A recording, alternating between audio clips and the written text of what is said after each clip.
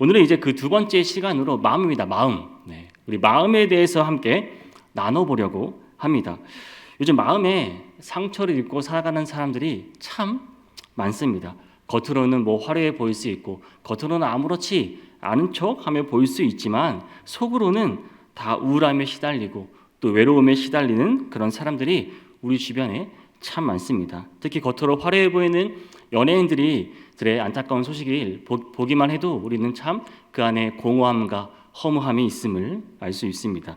남녀노소를 다 불구하고 특히 요즘 젊은 세대들은 가운데서 우울증을 겪는 이들이 급격히 늘어나고 있다고 합니다.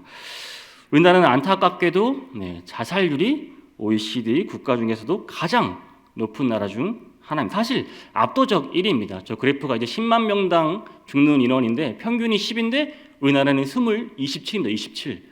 그러니까 1년에 14,000명 정도가 지금 자살을 하고 있다는 사실입니다. 참 안타까운 현실입니다.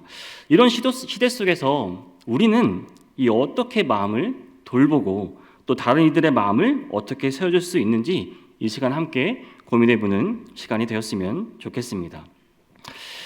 사랑하는 성도 여러분, 오늘은 관계 바로 세우기 그 두 번째 시간으로 이제 마음에 대해 우리가 함께 나누고자 합니다. 이 마음을 나눈다는 것, 마음의 관계를 형성한다는 것은 참 어려운 일입니다. 그렇죠.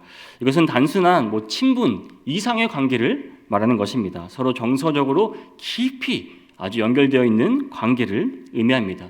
즉 서로에 대한 생각을 나누고 또 감정을 나누고 그리고 꿈과 상처까지도 기꺼이 나눌 수 있는 관계가 바로 마음의 관계를 맺고 형성한다는 것입니다. 하지만 이런 관계를 맺는 데는 큰 용기가 필요합니다.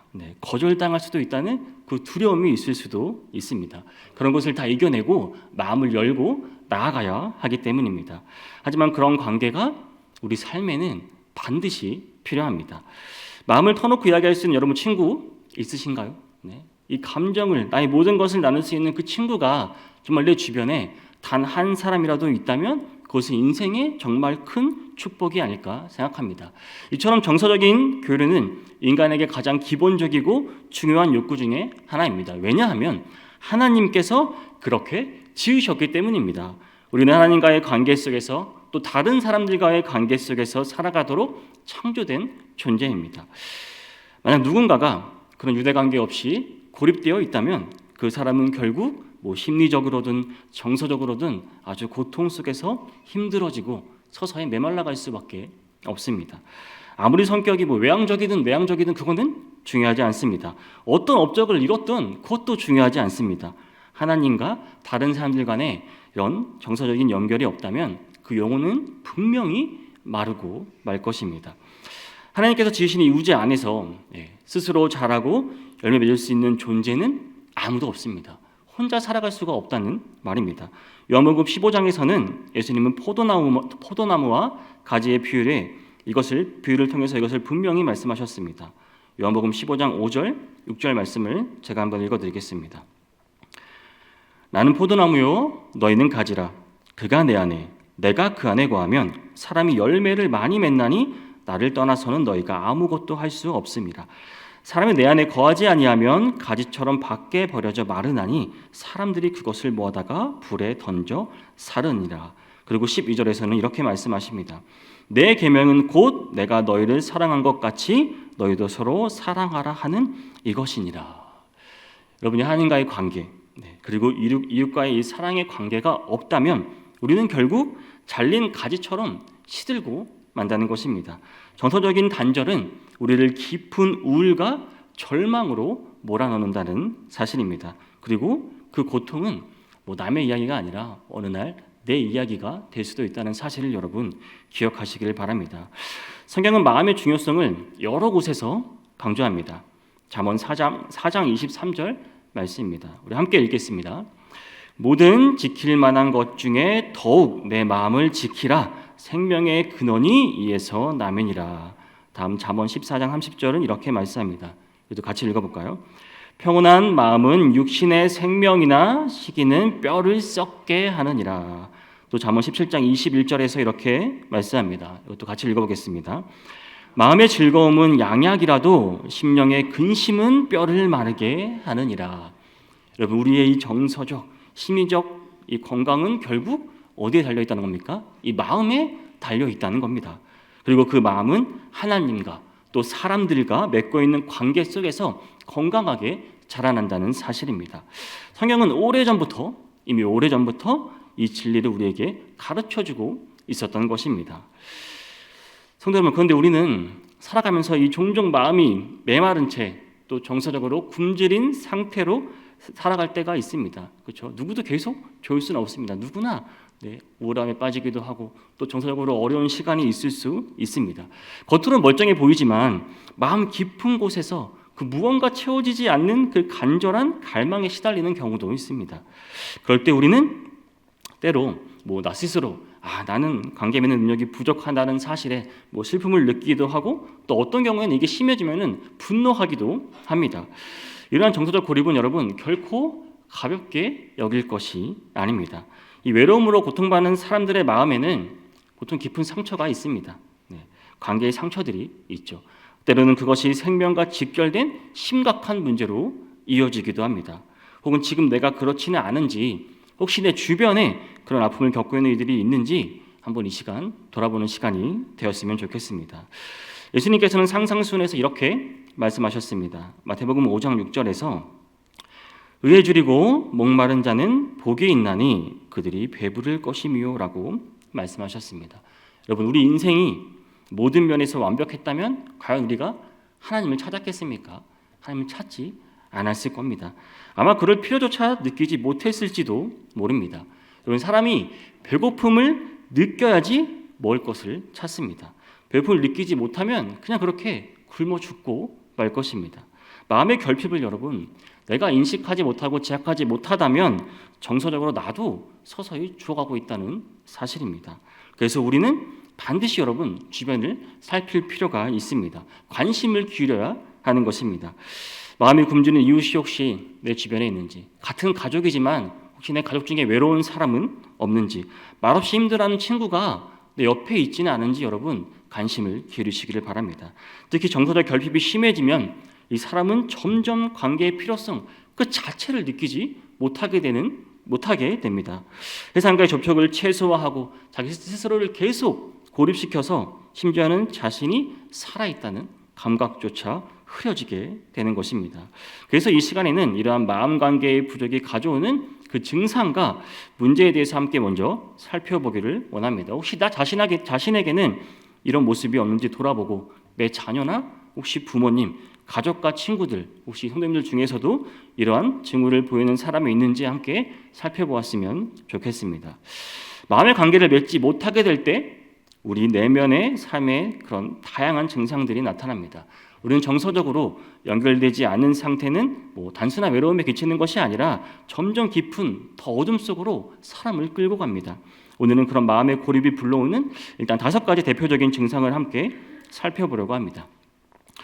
첫 번째는 우리가 모두 잘 알고 있는 우울증입니다. 우리가 흔히 알고 있는 우울증의 증상은 슬픔, 무기력, 절망감, 집중력 저하, 그리고 식욕이나 수면의 불균형 등입니다. 이게 더 심해지면 이제 자살 충동이나 실제 행동으로 이야기될 수 있는 매우 심각한 상태입니다. 사실 그런데 여러분, 우리가 슬퍼하는 것, 또 분노하는 것, 이것은 하나님께서 우리에게 허락하신 자연스러운 감정입니다. 그렇죠?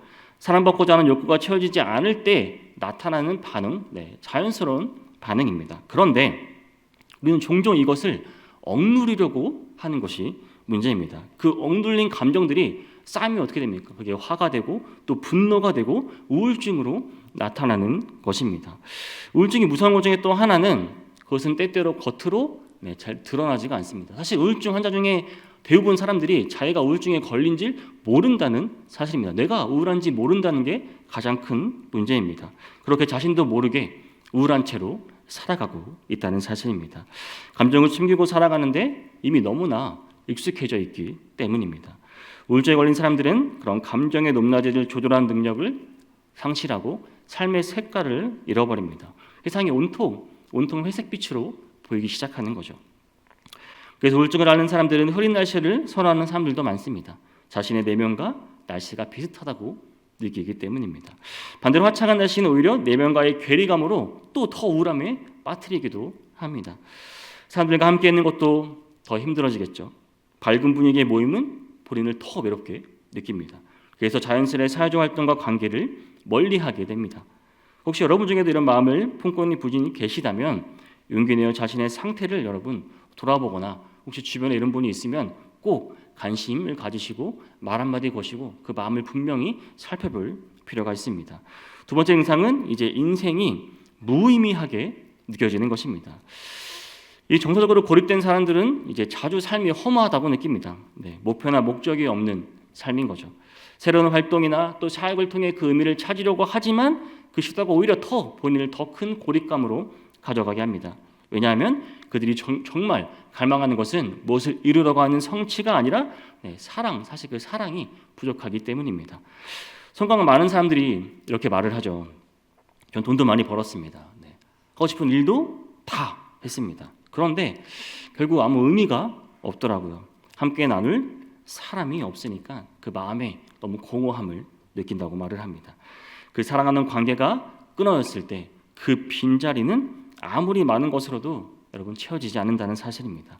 이 무의미함은 결국 삶의 소망도 잃고 그런 것들을 다 사라지게 만들고 이게 심해지면은 또 자살 충동까지 가게 되는 것입니다. 문제는 이런 깊은 공허의 뿌리가 사랑의 결핍에서 비롯된다는 사실을 여러분 인식하지 못한다는 사실입니다. 우리가 사랑을 전해야 하겠죠. 세 번째는 자기 비하와 죄책감입니다. 마음의 관계를 맺지 못한 사람들은 종종 자신을 나는 사랑받지 못할 존재로 여깁니다. 그리고 그 이유를 자기 자신에게 찾습니다. 내가 나쁜 사람이라서 아무도 나를 사랑하지 않을 거라는 이런 왜곡된 생각이 자꾸 자기 머릿속에 자리 잡게 됩니다. 이는 자신에 대한 부정적 인식으로 이어지고 또 더 많은 고립과 깊은 고립과 우울감으로 연결되는 것입니다. 네 번째는 중독입니다. 중독. 또 정서적으로 고립된 사람들 중 일부는 또 그 부족한 걸 채우기 위해 이제 술에 빠지기도 하고요, 약물에 빠지기도 하고 또 음식에 빠지기도 합니다. 또 섹스에 빠지기도 하고 도박과 일, 심지어 어떤 분들은 종교 활동으로 이것을 채우려고 합니다. 그냥 형식적인 종교 활동 계속 봉사하고 헌신하고 이런 것들을 몸으로 채우려고 하지만 이것은 진짜 결핍을 채워줄 수는 없습니다. 일시적으로 만족을 줄 수는 있겠지만 결국 더 큰 허무감과 죄책감이 찾아올 것입니다. 사도 바울은 에베소서 4장에서 이렇게 말씀합니다. 에베소서 4장 18절에서 28절까지의 말씀을 제가 읽어드리겠습니다. 그들의 총명이 어두워지고 그들 가운데 있는 무지함과 그들의 마음이 굳어짐으로 말미암아 하나님의 생명에서 떠나 있도다. 그들이 감각 없는 자가 되어 자신을 방탕에 방임하여 모든 더러운 것을 욕심으로 행하되 오직 너희는 그리스도를 그같이 배우지 아니하였느니라. 진리가 예수 안에 있는 것 같이 너희가 참으로 그에게서 듣고 또한 그 안에서 가르침을 받았을진데 너희는 유혹의 욕심을 따라 썩어져가는 구습을 따르는 옛사람을 벗어버리고 오직 너희의 심령이 새롭게 되어 하나님을 따라 의와 진리의 거룩함으로 지으심을 받은 새 사람을 입으라. 중독을 취하기 위해서는 자신의 상처를 먼저 인정해야 합니다. 자기가 자기 자신을 알아야 합니다. 그리고 하나님의 도우심과 사람들의 사랑을 받아들이는 것이 먼저입니다. 우리가 정말 필요한 것은 술이나 자극적인 활동이 아니라 하나님과의 관계 그리고 사람들과의 진정한 연결입니다. 사탄은 우리에게 잘못된 욕망을 계속 심어주고 있습니다. 계속 이게 진짜라고 잘못된 건데 계속 진짜라고 우리에게 믿게 합니다. 하지만 그 공허함을 채울 수 있는 것은 아니죠. 이것은 오직 사랑밖에 없습니다. 하나님의 사랑 그리고 이웃과의 관계를 통해서만 진정한 마음의 회복이 일어날 수 있다는 사실입니다. 마지막 다섯 번째는 공허함입니다. 공허함. 이 공허함은 삶이 느낄 수 있는 가장 고통스러운 감정 중에 하나입니다. 이 감정에 빠진 사람은 사랑의 필요성을 아예 느끼지 못합니다. 또는 설령 사랑을 받았다고 해도 그것을 제대로 받아들이지 못하는 경우가 많습니다. 아무리 누군가가 진심으로 사랑해도 그 사랑을 받아들일 준비가 되어 있지 않다면 계속 여전히 마음이 비어 있게 되는 것입니다. 고린도후서 7장에서 바울은 디도를 통해 위로받은 경험을 이렇게 고백합니다. 고린도후서 7장 5절에서 7절 말씀입니다. 우리가 마게도냐에 이르렀을 때에도 우리 육체가 편하지 못하였고 사방으로 환난을 당하여 밖으로는 다툼이요 안으로는 두려움이었노라. 그러나 낙심한 자들을 위로하시는 하나님이 디도가 오므로 우리를 위로하셨으니 그가 온 것뿐이 아니요 오직 그가 너에게서 받은 그 위로로 위로하고 너희의 사모함과 애통함과 나를 위하여 열심 있는 것을 우리에게 보고함으로 나를 더욱 기쁘게 하였느니라. 여러분, 하나님은 사람을 통해 그리고 관계를 통해 우리를 위로하고 채워주십니다. 그런데 우리는 종종 하나님만 바라보면 돼. 사람 뭐 사람을 의지해. 하나님을 봐야지. 이러한 생각들을 하게 됩니다. 그래서 상처 입은 자들이 받은 그 사람들의 손길을 차단할 때가 있습니다. 그러나 야고보서 2장 15절 16절에서는 이렇게 말씀합니다. 많은 형제나 자매가 헐벗고 일용하라 양식이 없는데 너희 중에 누구든지 그에게 이르되 평안히 가라 덥게 하라 배부르게 하라 하며 그 몸에 쓸 것을 주지 아니하면 무슨 유익이 있으리요라고 말씀합니다. 하나님의 사랑은 말씀만으로가 아니라 사람의 또 손을 통해서 사람의 발을 통해서도 나타납니다. 상처받은 이들도 마찬가지, 상처 입은 자들도 마찬가지입니다. 사랑을 주는 사람에게 마음을 열어야지 반응할 수 있다는 것입니다. 그 공허함은 그때 비로소 채워줄 수 있습니다. 바울 에베소서 3장에서 이렇게 기도합니다. 에베소서 3장 17절 18절입니다. 믿음으로 말미암아 그리스도께서 너희 마음에 계시게 하시었고 너희가 사랑 가운데서 뿌리가 박히고 터가 굳어져서 능히 모든 성도와 함께 지식 위에 넘치는 그리스도의 사랑을 알고. 우리 모두는 여러분 빈 그릇 같은 존재입니다. 그러나 하나님은 우리를 사랑으로 계속 채우시기를 원합니다. 우리의 빈 그릇을 계속 채우시기 원하시는 것입니다. 그리고 그 사랑은 관계를 통해 우리 삶 가운데 흘러 들어옵니다.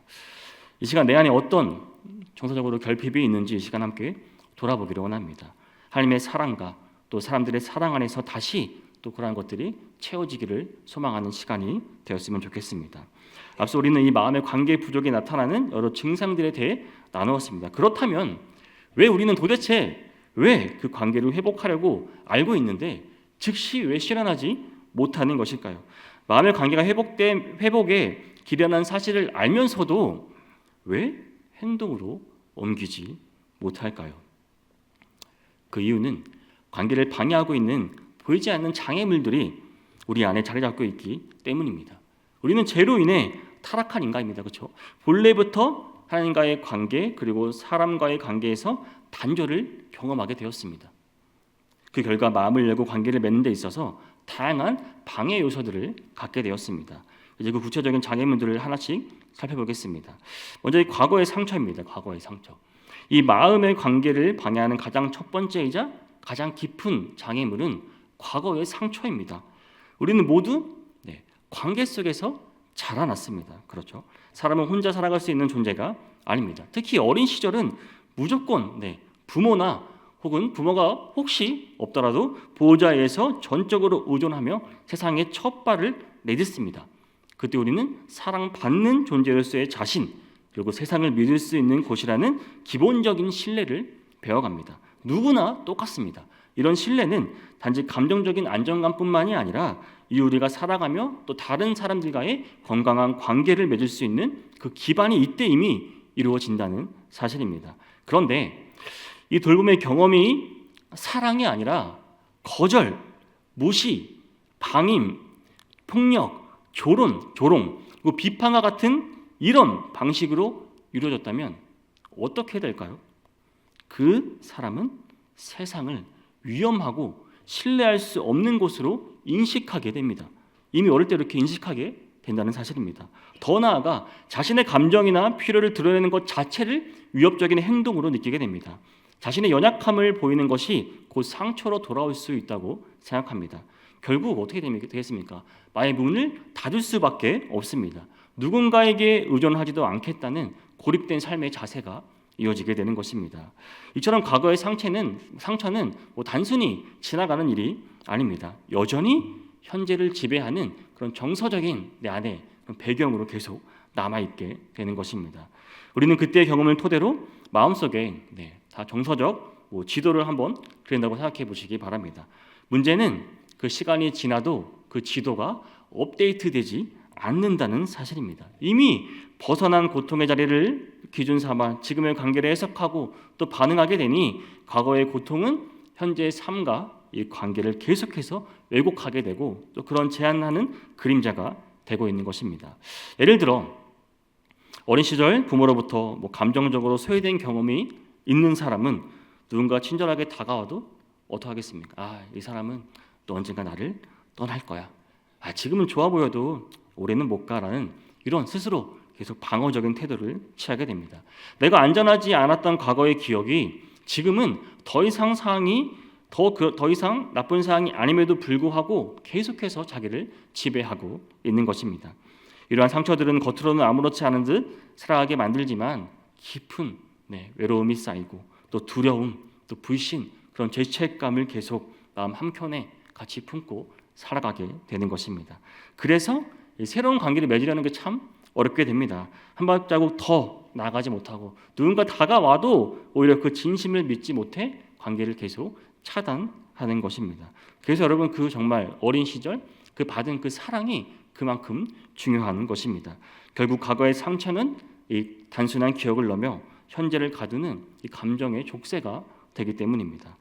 그러나 감사한 것은 또 이 낡은 이 지도를 반드시 계속 따라가야만 하는 것은 아니라는 사실입니다. 우리는 하나님 안에서 그리고 믿을 수 있는 관계 안에서 이 지도를 새롭게 그려나갈 수 있습니다.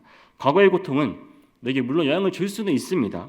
나의 정체성과 하지만 나의 미래를 결정하지는 못합니다. 하나님께서 우리에게 기억을 주셨지만 또한 그 기억을 치유해 주시는 분이십니다. 새롭게 하실 능력이 분명히 하나님께 있다는 사실입니다. 상처는 회피할 대상이 아니라 우리가 하나님의 사랑 안에서 회복해야 할 대상임을 여러분 기억하시기를 바랍니다. 이제 우리는 이 상처를 마주해야 할 준비를 해야 합니다. 마음을 다치게 했던 그 과거의 장면들을 여러분 다 주님 앞에 내려놓으시길 바랍니다. 주님에 맡기고 주님의 위로를 받으시기 바랍니다. 이제 새로운 신뢰, 또 새로운 사람들과의 관계, 그리고 무엇보다 하나님과의 관계 속에서 상처 입은 마음이 다시 따뜻해지고 다시 열릴 수 있음을 여러분 기억하시기를 바랍니다. 또 우리가 앞에 살펴본 것처럼 이 과거의 상처는 단지 감정의 아픔에 그치지 않고 우리 마음속 깊은 곳에서 우리의 사고방식을, 이 믿음을 왜곡시킵니다. 역시 좀 위험한데 특히 충분한 치유와 회복의 경험 없이 살아가게 되면 그 상처는 생각의 틀을 만들어버립니다. 우리는 여전히 과거의 렌즈를 통해 자신을 바라볼 수밖에 없게 만들어버립니다. 이것이 바로 왜곡된 생각입니다. 이 왜곡된 생각은 단지 부정적인 생각이 아니라 우리의 삶, 또 우리의 관계를 조용히 그러나 계속 또 지속적으로 무너뜨리는 위험한 틀입니다. 자신에 대한 왜곡, 또 타인에 대한 왜곡, 심지어 하나님에 대한 왜곡된 이런 생각을 계속 이런 오해들이 연결되어서 관계의 형성을 가로막고 회복의 기회를 차단하게 되는 것입니다. 자신에 대한 왜곡된 생각에는 어떤 것이 있냐면 나는 나쁘다라는 생각이 계속 자신을 이렇게 왜곡된 생각으로 이끌어갑니다. 외로움 속에 사람이 계속 오래 머물다 보면 사람은 자연스럽게 자기 자신을 내가 문제가 있나? 내가 문제가 있어서 아무도 날 사랑해주지 않는 건가? 사람들이 나를 사랑하지 않는 건 내가 잘못됐기 때문이야. 이처럼 자기 자신에 대한 비난과 계속 자기를 수치를 갖게 합니다. 건강한 관계를 시도할 용기조차 앗아가고 결국 더 깊은 고립으로 이어지게 되는 것입니다. 또한 나를 사랑받을 자격이 없다라고 생각합니다. 사랑을 받아온 경험이 부족한 사람이 보통 이런 생각을 하는데 자신이 사랑스러운 존재라는 사실을 쉽게 믿지 못합니다. 스스로를 나는 사랑받지 못할 사람이라고 규정하기 버리기 때문에 누군가의 호의조차 불편하게 느껴집니다. 나한테 왜 그러지? 저 사람 나한테 왜 저러는 거지? 사랑을 피하거나 거절함으로써 또 스스로의 관계를 계속 차단하게 됩니다. 다른 사람을 의지하면 안 된다라는 왜곡된 생각도 가집니다. 이 생각은 얼핏 자립심처럼 보일 수도 있지만 사실은 두려움에 기반한 자기 방어를 하는 것입니다. 상처받지 않기 위해서 다른 사람을 의지하지 않는 것입니다. 의지해봤자 결국 날 떠나고 말 거야. 나에게 상처를 줄 거야. 어떤 상황 속에서 나는 혼자서 이겨내야 해. 이렇게 생각하며 도움을 요청하지도 못하고 결국 점점 더 단단하게 다치고 뭐 남을 의지하는 법도 또 의지받는 법도 잊어버리게 되는 것입니다. 나에 대한 생각이 이렇다면 그럼 다른 사람들에 대한 왜곡된 생각에는 어떤 것들이 있을까요? 세상에 믿을 사람은 없다라고 생각하는 것입니다. 내가 과거에 배신을 당했거나 또 상처를 받은 경험이 있다면 이 모든 사람에 대한 신뢰 자체를 차단해버리게 되는 것입니다. 누군가에게 마음을 빼앗겼다가 상처입은 경험이 있다면 다시는 그런 고통을 겪지 않기 위해서 또 사람과의 관계를 차단하게 됩니다. 또 사람들은 늘 비판적이다라고 생각할 수도 있습니다. 조그마한 비판도 나를 부정하는 말로 들리고 또 사람들 사이에 있는 것 자체가 이제 긴장감으로 다가옵니다. 누군가의 시선, 그 말 한마디가 쉽게 상처받고 또 움츠러들기 때문에 점점 더 사람과의 관계를 위협적으로 느끼게 되는 것입니다. 또한 사람들의 이 사랑, 사람들의 애정은 다 가식이다라고 생각합니다. 진심 어린 사랑을 경험하지 못했기 때문입니다. 누군가의 따뜻한 관심조차 이건 그냥 의무적으로 하는 거겠지, 그냥 형식적으로 하는 거겠지 이렇게 받아들입니다. 결국 어떤 애정도 마음 깊이 받아들이지 못하고 모든 관계를 의심의 눈으로 바라보는 것입니다. 그다음에 심지어 하나님에 대한 왜곡된 생각에는 무엇이 있을까요? 이제는 더 나아가 하나님은 나를 사랑하지 않으신다라고 생각하는 것입니다. 하나님과의 관계에서 이 상처를 많이 받은 사람일수록 하나님의 사랑을 느끼기 어려워합니다. 특히 교회 공동체의 이 단절은 하나님의 사랑이 추상적이고 또 아주 얇게 느껴지기가 쉽습니다. 하나님은 그리스도의 모인 교회의 지체들을 통해서 우리를 사랑하십니다. 그렇죠? 사람을 통해 다 사용하시고 그 사람의 손과 발을 사용해서 우리를 사랑하게 하십니다. 따라서 그 공동체에 분리된 사람은 하나님의 사랑을 느낄 수 없게 되는 것입니다. 이 외에도 하나님은 감정에는 관심이 없으시다, 하나님은 내 기도를 듣지 않으신다, 이런 왜곡된 생각들이 있습니다. 이런 생각들은 하나님을 또 냉정하고 또 거리감 있는 존재로 오해하게 만듭니다. 기도나 예배조차 형식적으로 만들어 버립니다. 마음을 다해 하나님께 나아가는 대신 신앙생활조차 외면하거나 또 무관심하게 만들 수 있습니다. 이처럼 왜곡된 생각, 이것은 단순히 나쁜 생각이 아니라 단순히 부정적인 생각이 아닙니다. 그것은 내가 받은 그 내면 깊은 상처가 만들어낸 보호막이자 동시에 감옥, 족쇄인 것입니다. 이것을 벗어나지 못하면 우리는 마음을 열고 맺는 관계를 형성할 수가 없습니다. 우리를 안전하게 지켜주는 것 같지만 결국 또 우리를 단절 속으로, 보이지 않는 벽 속으로 넣을 뿐입니다. 성도 여러분, 우리는 종종 이런 말 많이 하죠. 생각을 바꾸세요라는 말을 종종 들을 때가 있습니다. 하지만 여기에 말하는 변화는 단순히 진짜 생각 하나를 바꾸라는 말이 아닙니다. 우리 마음 깊은 곳에 자리 잡은 오래된 상처, 또 굳어진 감정의 뿌리, 왜곡된 신념 자체를 치유하고 새롭게 하라는 말입니다. 그렇기 때문에 우리는 왜곡된 생각에 정직하게 마주해야 합니다. 그리고 여러분, 이렇게 기도해야 하는 것입니다. 주님, 내 안에 있는 잘못된 생각과 믿음을 보여주십시오. 나를 새롭게 하시고 진리로 자유케 해주십시오. 여러분, 이 치유는 혼자의 힘으로는 어렵습니다. 사람이 무엇을 혼자 할 수 있겠습니까? 하나님과의 관계 안에서 그리고 믿을 수 있는 공동체 속에서 우리는 관계를 통해 새롭게 배워갈 수 있습니다. 늦지 않았습니다. 과거에서 관계에서 배운 그런 왜곡된 사고를 진실하고 건강한 관계 속에서 새롭게 갱신해 나가야 한다는 것입니다. 그것이 바로 회복해가는 회복의 여정입니다. 그렇다면 내가 상처로 인해 단절된 마음의 관계를 어떻게 그렇다면 진짜로 회복할 수 있겠습니까? 어떻게 새롭게 세워갈 수 있을까요? 단순히 마음만 먹는다고 되는 일은 아닙니다. 우리의 내면과 태도, 그 삶의 방식 또 전반에 걸쳐 실제적인 변화 연습과 실천이 필요합니다. 그래서 이제 관계를 회복하기 위해 구체적으로 좀 실천할 수 있는 이제 7가지 방향을 제가 한번 말씀드리겠습니다. 먼저는 필요를 깨닫는 것이 정말 중요합니다. 나 자신을 먼저 알아야 됩니다. 무엇보다 먼저 마음의 관계가 우리 삶에 반드시 필요하다는 사실을 인정하는 것입니다. 고린도전서 12장 27절에서 바울은 이렇게 말씀합니다. 너희는 그리스도의 몸이요 지체의 각 부분이라.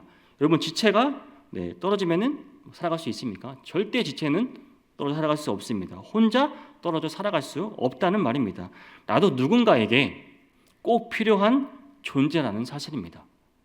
누군가와 연결되어야 온전한 삶을 살아갈 수 있는 존재임을 받아들이는 것, 이것이 회복의 첫걸음입니다.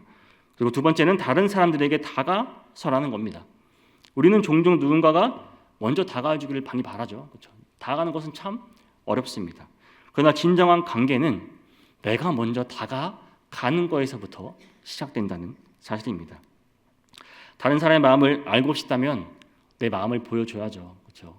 나는 뭐 아무것도 말 안 하고 닫고 있는데 다음 사람이 마음을 열겠습니까? 배려 있는 행동이 때로는 얼어붙은 마음을 녹이는 그 관계의 열쇠가 될 수 있다는 사실입니다. 하나님께서도 어떻게 하셨죠? 우리에게 먼저 다가오셨습니다. 예수님도 먼저 다가가셨습니다. 우리도 누군가에게 먼저 다가서야 하는 용기가 필요한 때임을 여러분 기억하시기를 바랍니다. 그리고 연약함을 드러내는 것이 참 중요합니다. 결국 깊은 관계는 연약함이 드러날 때 비로소 시작되는 것입니다.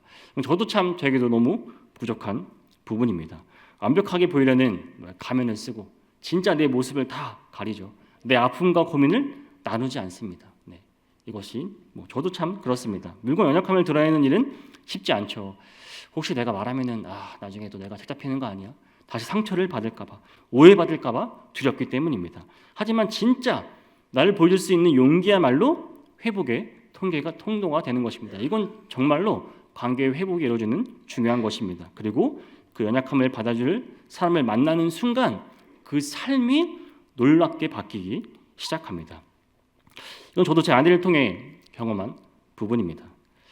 제가 신학교를 다닐 때 정말 힘들었던 적이 있었습니다. 신학교 1학년 이때 정말 마음이 너무 힘들었었는데 제가 연약함을 드러내기 잘 못해가지고 계속 그냥 혼자 괜찮아 나는 할 수 있을 거야. 그래서 이게 마음이 계속 혼자 고립되고 외롭고 정말 우울하고 정말 내가 이렇게 살아야 되나 마음이 되게 심해질 때가 있었습니다. 그러다가 버티다가 도저히 참을 수 없어서 제가 이제 아내한테 결국 눈물을 흘리며 이런 이야기를 했습니다. 제가 너무 지금 힘들다.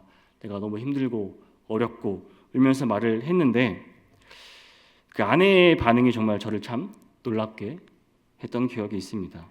저를 이렇게 두 손으로 이렇게 꼭 안아주면서 이런 말을 듣고 싶었다고, 힘들다고 말하라고, 말해서 고맙다고, 이 말이 저에게 정말 큰 위로가 되었고 정말 그 이후의 삶을 완전 변하게 하는 큰 계기가 되었습니다. 지금 생각해도 정말 눈물이 나는 순간이지만 물론 이후로 계속 너무 자주 말해서 좀 그렇긴 했지만 그렇다는 겁니다. 내가 다른 사람들의 지지와 도움이 필요하다는 사실을 인정하고 정말 나의 그 상처, 나의 외로움, 나의 고독함을 노출할 수 있을 때 말 그대로 그 삶을 바꾸는 정말 힘이 작동할 수 있다는 사실을 여러분 기억하시기를 바랍니다. 여러분의 연약함을 드러내시고 그런 관계를 맺을 수 있는 정말 사람을 반드시 찾으시기를 바랍니다.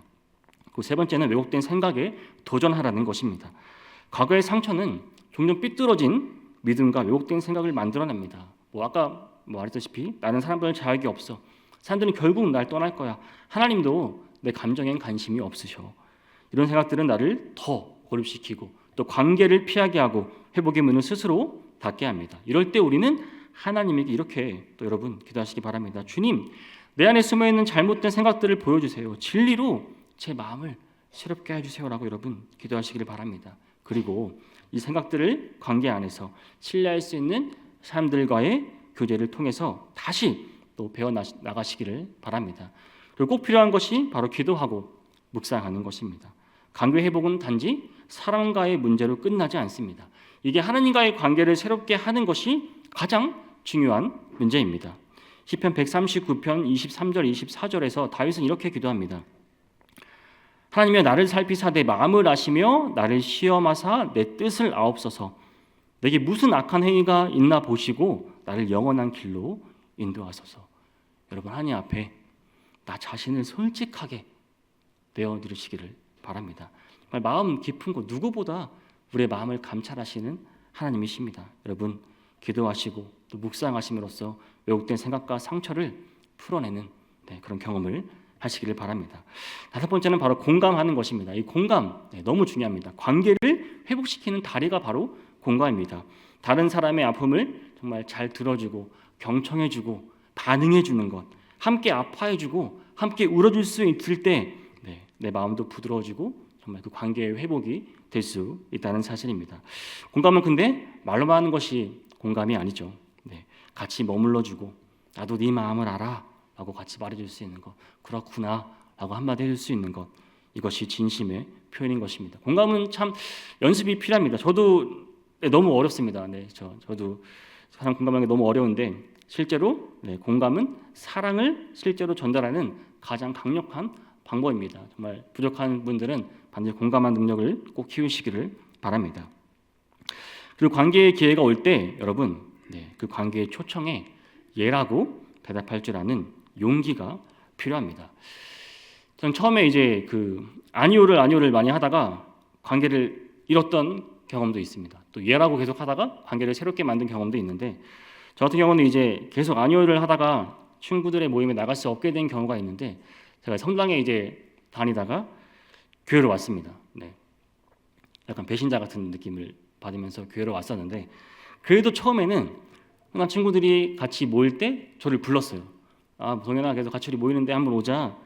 저는 그때 단호하게 안 가라고 말했거든요. 몇 번 더 불러주더라고요. 근데 그때마다 저는 아니야 무슨 핑계를 대며 아니요라고 말했습니다. 근데 제가 그때 증삭하면은 참 지혜롭지 못했던 것 같습니다. 당시는 제가 이제 처음 교회 왔으니까 믿음이 부족하니까 다시 가면은 그런 세상의 유혹에 넘어갈까봐 같이 또 아이들과 같이 또 그런 술자리를 즐기고 그런 문화에 넘어갈까봐 제가 그런 용기가 없어서 그랬는데 10대를 함께 보낸 정말 저의 그 친구들과 지금도 볼 수 없다는 사실이 저에게는 참 안타까운 마음이 있습니다.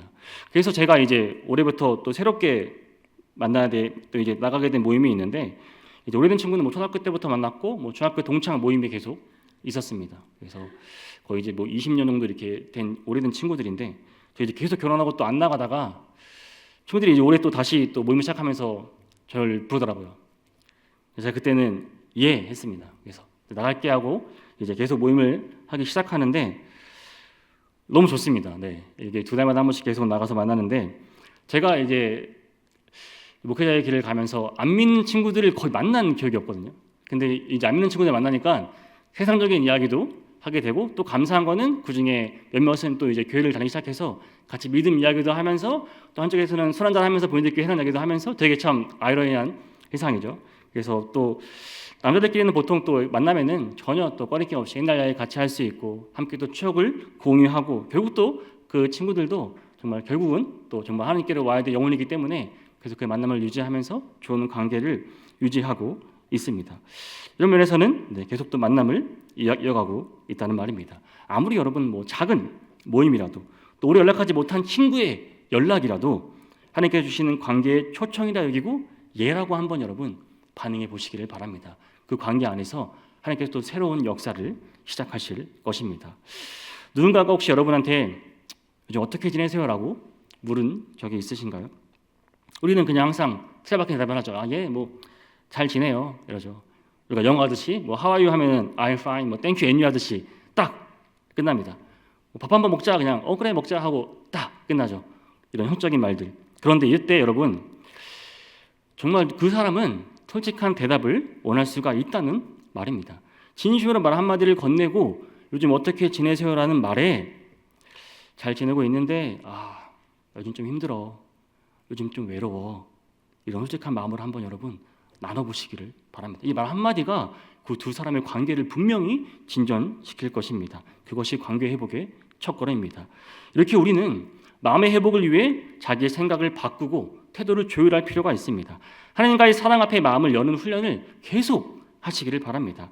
작고 사소해 보이는 실천이라 해도 아주 작은 행동 하나, 말 한마디라고 해도 그것이 쌓일 때 분명 하나님과의 관계는 더 깊어지고 이웃과의 관계는 더 따뜻해지고 내 마음 또한 점점 살아나기 시작할 것입니다. 사랑하는 여러분, 이제 마지막으로 우리가 마음으로 관계를 맺는 것이 우리 삶에 얼마나 깊은 유익이 되는지 함께 생각하며 오늘 말씀을 마무리하고자 합니다. 성경은 인간 삶의 도덕과 윤리의 기초가 단순한 규범이나 원칙이 아니라고 말합니다. 사랑이라고 분명히 말씀합니다. 하나님께서 우리를 단순히 독립된 존재가 아닌 하나님과 그리고 이웃과 관계를 맺도록 창조하셨습니다. 그건 우리에게 관계의 단절은 곧 상실이며 깊은 고통을 불러온다는 사실입니다. 좋은 어머니는 단지 의무감 때문에 자녀를 안아주는 것이 아니죠. 아이에게 무언가 해줘야 하니까가 아니라 내 아이가 불편할까봐, 아플까봐, 어디 다칠까봐, 외로울까봐 사랑의 마음으로 안아주는 것입니다. 병원에 입원한 친구를 찾아갈 때도 마찬가지. 우리가 병만을 갈 때 이게 옳은 일이니까 이렇게 하면서 갑니까? 그 친구가 아프고 외로우니까 위로해주고 싶어서 가는 것 아닙니까? 성경을 보면 예수님께서도 사람들을 향해 이런 표현을 자주 하셨어요. 불쌍히 여기셨다. 예수님께서는 많은 사람들을 불쌍히 여기셨습니다. 예수님께서 치유하시고 먹이시고 품으신 것은 단지 의무나 규범 때문이 아니었습니다. 그분은 예수님의 깊은 그 긍휼의 마음 깊은 곳에 솟아나는 그 연민과 사랑으로 사람들을 바라보셨다는 것입니다. 진정한 관계는 바로 그런 마음에서부터 시작된다는 것입니다. 이처럼 진정한 관계는 마음에서 시작됩니다. 우리는 때로 약하고 실수하기도 합니다. 그렇죠? 어찌 실수 안 하겠습니까? 사랑은 규범보다 더 강력한 게 우리를 이끌어줍니다. 사랑하는 사람에게 상처 주지 않으려는 마음, 함께 아파하고 울어줄 수 있는 마음이 우리를 더 성숙하게 만든다는 사실입니다. 그런데 이 모든 관계의 시작점이 하나님과의 관계입니다. 하나님과의 관계가 온전할 때 우리는 자신을 제대로 이해할 수 있습니다. 다른 사람을 진심으로 사랑할 수 있는 힘을 얻게 됩니다. 하나님과 멀어지면 마음이 황폐해지고 하나님과 가까워지면 마음은 회복되고 또 부드러워지는 게 사실입니다. 관계의 회복은 결국 하나님과의 깊은 연결에서부터 시작된다는 말입니다. 요한복음 15장 5절은 예수님께서 이렇게 말씀하십니다. 나는 포도나무며 너희는 가지라. 그가 내 안에 내가 그 안에 거하면 사랑이 열매를 많이 맺나니 나를 떠나서는 너희가 아무것도 할 수 없음이라. 우리는 하나님 안에 거할 때 진정한 사랑을 배울 수 있습니다. 하나님과의 사랑을 경험할 때 사람들과의 관계도 회복하게 되는 것입니다.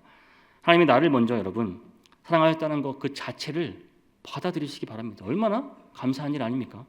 그 사랑을 바탕으로 이제 우리는 이웃과 진심 어린 관계를 맺어가야 하는 것입니다. 이것이 바로 복음의 삶입니다. 치유와 회복, 관계가 회복되는 길인 것입니다.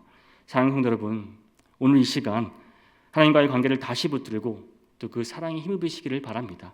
이웃과의 관계도 또 새롭게 우리가 만들어 갈 수 있기를 바랍니다. 마음을 여시기 바랍니다. 하나님께 가까이 나아가시기 바랍니다. 그리고 그 사랑으로 세상과 연결되시기를 바랍니다. 우리가 하나님과 바르게 연결될 때 비로소 우리는 진정한 관계의 기쁨을 누리게 될 것입니다. 자꾸 사소해 보이는 실천이지만 그것이 여러분 쌓일 때 하나님과의 관계는 더 깊어지고 또 이웃과의 관계도 더 따뜻해지고 내 마음이 점점 살아나게 될 것입니다. 이러한 마음의 변화가 우리 모든 성도님들에게 있을 수 있기를 주님의 이름으로 축복합니다.